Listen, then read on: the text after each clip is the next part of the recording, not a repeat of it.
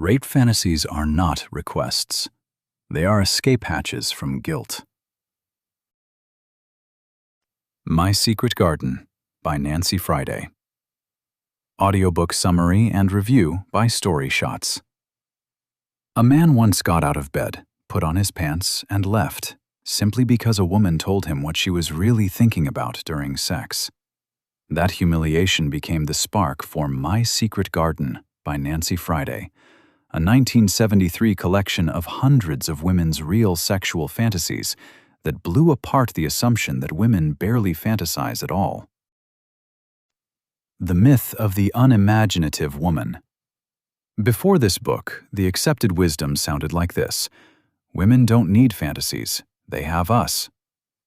Frigid women fantasize, satisfied ones do not.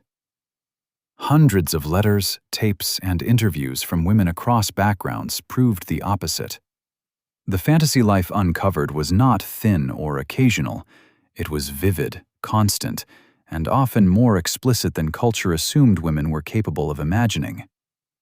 Think about the last time you assumed a satisfied partner, or yourself, had no secret inner world running during sex. Satisfaction and imagination were never the same thing. Women weren't fantasizing less than men, they were confessing it less. The House with Many Rooms. The fantasies collected here got organized into a structure called the House of Fantasy, with separate rooms for anonymity, exhibitionism, domination, incest, and more. 16 recurring themes emerged across women who had never met each other. But naming the rooms doesn't explain why women kept walking into the same ones, why anonymous strangers showed up again and again, why being watched or overpowered recurred across so many separate lives. The map exists, the mechanism underneath it, the reason certain rooms filled up faster than others, is where the real argument lives. The fantasies weren't random. They were a floor plan of what culture had told women not to want. Knowing the 16 rooms exist only raises the harder question: what was each one built to hide from? The guilt trick hiding inside rape fantasies. Here is the line that made this book radioactive in 1973 and still unsettles readers now. Rape does for a woman's sexual fantasy what the first martini does for her in reality. Both relieve her of responsibility and guilt. This has nothing to do with wanting actual assault. The women in these pages feared rape in real life.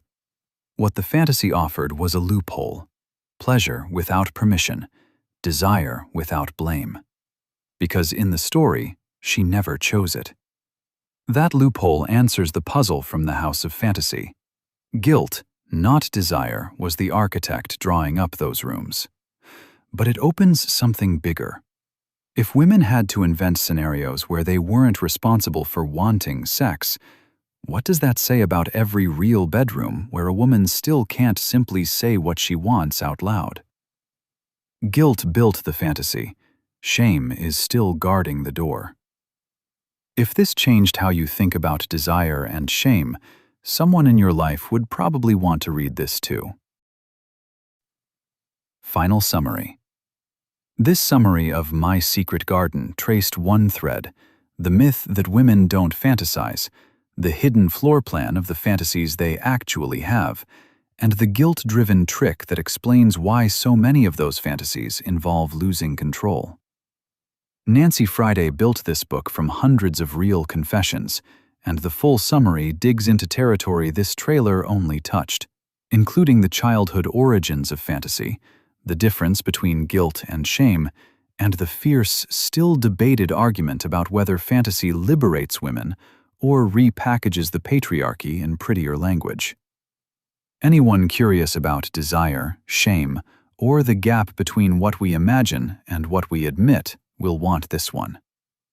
We're putting together the full summary of My Secret Garden right now, with an infographic and animated video.